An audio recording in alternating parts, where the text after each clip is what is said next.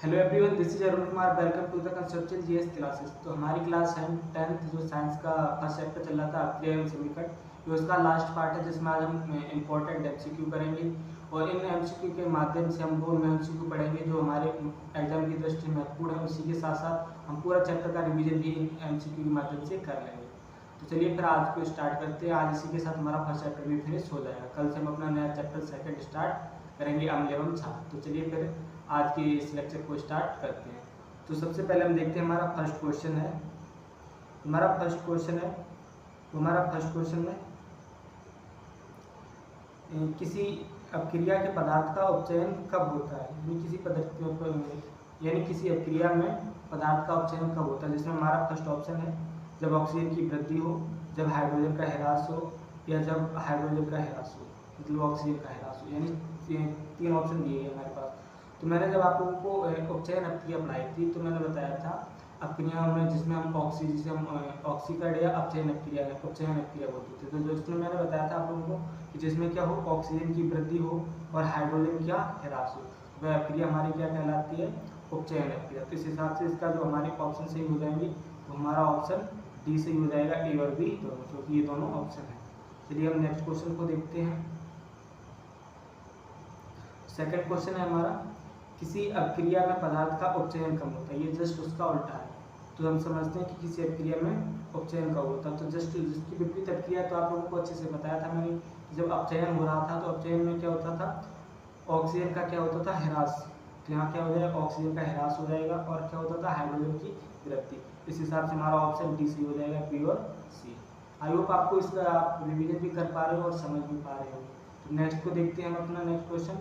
तो next question हमारा third है, किसी अपक्रिया में एक तत्व दूसरे तत्व के विलयन को हटा देता है। मतलब पीछे हो गया था, किसी अपक्रिया में एक तत्व दूसरे तत्व को विलयन को हटा देता है। मैंने आप लोगों को अपक्रिया पढ़ाई थी जिसमें मैंने विस्थापन अपक्रिया पढ़ाई थी। विस्थापन अपक्रिया में क्या होता था, इसमें एक क्रिया कार्य पदार्थ दूसरी क्रिया कार्य को विस्थापित कर देता है। तो वह अपक्रिया क्या कहलाती है, विस्थापन अपक्रिया। इस हिसाब से आप आसानी से समझ सकते हैं कि अपक्रिया हमारी क्या होगी, विस्थापन अपक्रिया। विस्थापन अपक्रिया, हालांकि हमारे पास चार ऑप्शन दिए थे, द्विविस्थापन, वियोजन और संयोजन। तो आप चाहो तो मैं इनका रिवीजन करवा दे रहा हूँ। विस्थापन अपक्रिया तो मैंने अभी समझा दी। तो द्विविस्थापन या विस्थापन एक ही चीज़ होती है। तो द्विविस्थापन में क्या होता है, जहाँ पर आयनों के आदान प्रदान किए जाते हैं वहाँ वो अपक्रिया हमारी क्या कहलाती है, द्विविस्थापन अपक्रिया।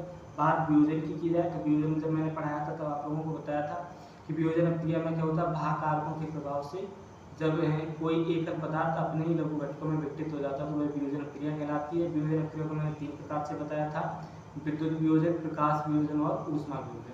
तो आपको ये क्लियर हुआ। साथ में बात करते हैं संयोजन अपक्रिया की।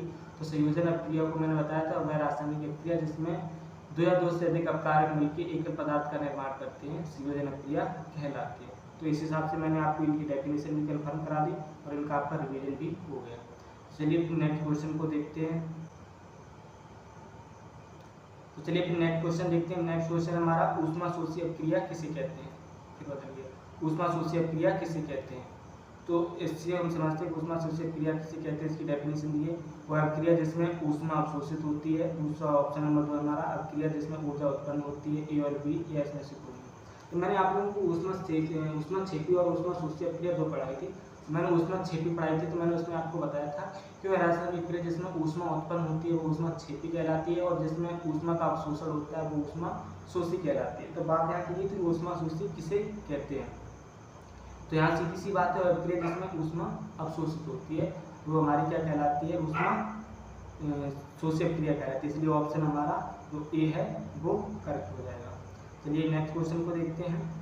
तुम्हारा 5th नंबर का क्वेश्चन है, वह अपक्रिया उस अपक्रिया को क्या कहेंगे जिसमें एकल अपकर्मक टूटकर छोटे छोटे उत्पादों में प्रदान करता है। तो अभी जस्ट पहले मैंने आपको रिपीट कराया था, आप अच्छे से समझ सकते हैं। जिसके ऑप्शन दिए गए हमारे पास, जैसे हो गया वियोजन अपक्रिया, संयोजन अपक्रिया, विस्थापन अपक्रिया, द्विविस्थापन अपक्रिया।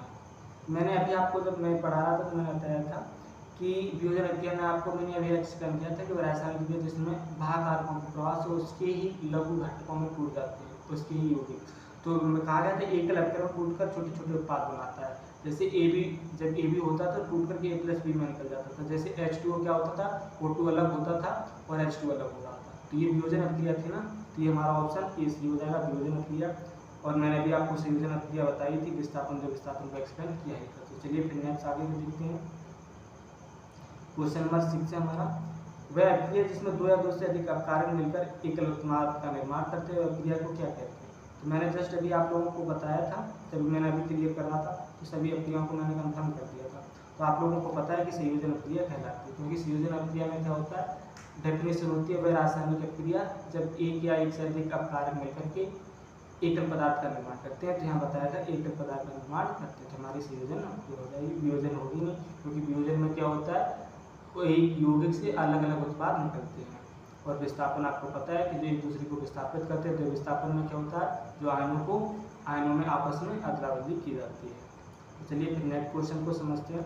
क्वेश्चन नंबर 7 है हमारा, अभिक्रिया की परिस्थितियां जैसे ताप, दाब या आदि समीकरण में कहाँ दर्शाया जाता है। मतलब ये पूछा जा रहा है कि अभिक्रिया में जो उत्प्रेरक होता है वो कहाँ दर्शाया जाता है। तो ऑप्शन है हमारे तीर के निशान के ऊपर, तीर के निशान के नीचे, तीर के दाईं ओर, बाईं ओर। तो अभिक्रिया जैसे लिखा होता है, अभिक्रिया के बाद जो एरो लगा होता है तो उसमें बताया गया, जैसे मैं कभी लिखा जाता है उत्प्रेरक का मतलब जैसे हमने लिखा था विद्युत अपघटन, तो जो मैंने लिखा है तो ये किसकी उपस्थिति में हो रहा था, वाहक आ रहा था ना, उपस्थिति किसकी थी, विद्युत अपघटन। तो ऊपर क्या लिख रहे थे, यहाँ पर विद्युत लिख रहे थे, ऐसे लिख रहे थे विद्युत, या जो भी लिखा था एरो को ऊपर या नीचे ही लिखा जाता है। तो इस हिसाब से इसके ऑप्शन कौन से सही हो जाएंगे।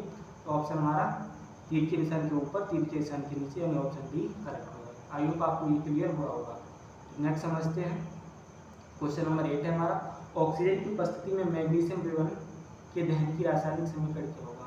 मतलब पूछा गया मैग्नीशियम यानी Mg और O2 की जो रिएक्शन कराएंगे तो उसका शुद्ध समीकरण क्या है। तो आप लोगों को पता है कि जब मैग्नीशियम को ऑक्सीजन के साथ रिएक्शन कराई जाती है तो मैग्नीशियम ऑक्साइड बनता है। देखो फर्स्ट हम समझते हैं Mg+O2, MgO2, ये तो बिल्कुल गलत हो गया। पहली बात तो ये समीकरण शुद्ध भी नहीं है। उसके बाद है 2Mg+O2, 2MgO, तो ऑप्शन हमारा यही सही है। और थर्ड से देखते हैं तो ये भी गलत है और ये भी गलत है। तो जो हमारा ऑप्शन सही हो जाएगा वो हमारा ऑप्शन बी सही हो जाएगा। चलिए फिर नेक्स्ट क्वेश्चन को देखते हैं। तो नेक्स्ट क्वेश्चन हमारा 9 नंबर का है, जिसमें है निम्न में से किसकी सहायता से निर्धारित कर सकते हैं कि वो रासायनिक अभिक्रिया है। मैंने आप लोगों को बताया था जब मैंने स्टार्टिंग में परिवर्तन पढ़ाए थे, परिवर्तन में मैंने रासायनिक परिवर्तन भी आपको एक्सप्लेन किया, तो सेम कंडीशन वही लागू होती है कि जब अभिक्रिया का देखो रंग में परिवर्तन, ऑप्शन दिए गए रंग में परिवर्तन, ताप में परिवर्तन, अवस्था में परिवर्तन, उपयुक्त में सभी।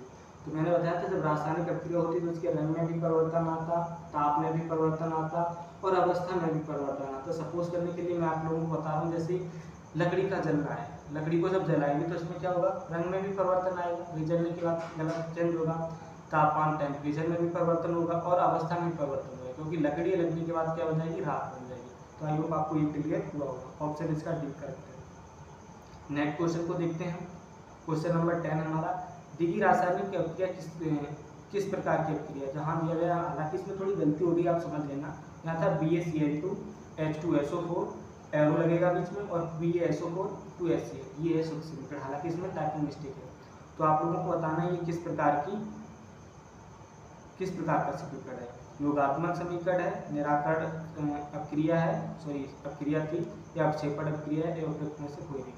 तो ये अभिक्रिया देखो, यहाँ क्या था BaCl2, उसके बाद क्या BH2SO4, तो यहाँ क्या निकला, एक दूसरे को आयनों का निराकरण बदला हुआ है। तो इसमें क्या हो रहा है, इसे द्वि विस्थापन अभिक्रिया भी कह सकते हैं या अवक्षेपण अभिक्रिया भी बोल सकते हैं। तो इसका जो ऑप्शन सही हो जाएगा, सी ऑप्शन सही हो जाएगा, अवक्षेपण अभिक्रिया, क्योंकि इसमें द्वि विस्थापन नहीं दिया गया, यहाँ सिर्फ आयनों का अदला बदली हुई है। देखो देख सकते हैं BaSO4 H2SO4 निकला, Ba पॉजिटिव होता है, SO4 नेगेटिव होता है, BaSO4 निकला, H पॉजिटिव होता है और Cl नेगेटिव होता है, तो HCl निकला है। हालांकि थोड़ी टाइपिंग एरर थी। नेक्स्ट अभिक्रिया को नेक्स्ट क्वेश्चन को देखते हैं। तो क्वेश्चन नंबर 11 हमारा, लोहे पर जंग लगना किस प्रकार की क्रिया है। ये जब जब मैंने पढ़ाया था, परिवर्तन भी पढ़ाया, उसमें भी बताया था, और संक्षार में भी बताया था लोहे पर जंग लगना, जिससे संक्षार कहते हैं। तो इसमें पूछा गया ये किस प्रकार की अभिक्रिया है। तो इसमें ऑप्शन हमारे पास है ऑक्सीकरण अपचयन, ऑक्सीकरण अपचयन दोनों, या इसमें से कोई नहीं। तो इसका शुद्ध जो आंसर हो जाएगा वो हो जाएगा ऑक्सीकरण, क्योंकि ऑक्सीकरण होने के कारण ही लोहे पर जंग लगती है। तो नेक्स्ट क्वेश्चन को समझते हैं। क्वेश्चन नंबर 12 हमारा, एक भूरे रंग का चमकदार एक्स वायु में उपस्थित गर्म करने पर वह तत्व का नाम है। मतलब करने पर काला हो जाता है, जब किसी को गर्म करते हैं तो 4 ऑप्शन दिए में से किसी को गर्म करोगे तो वो काले हो जाता है, तो उसका नाम पूछा गया। तो ऑप्शन है हमारे पास कॉपर, जिंक, सल्फर, इनमें से बताना है। तो इसका जो शुद्ध आंसर है वो हो जाएगा हमारा कॉपर, Cu। नेक्स्ट क्वेश्चन को समझते हैं।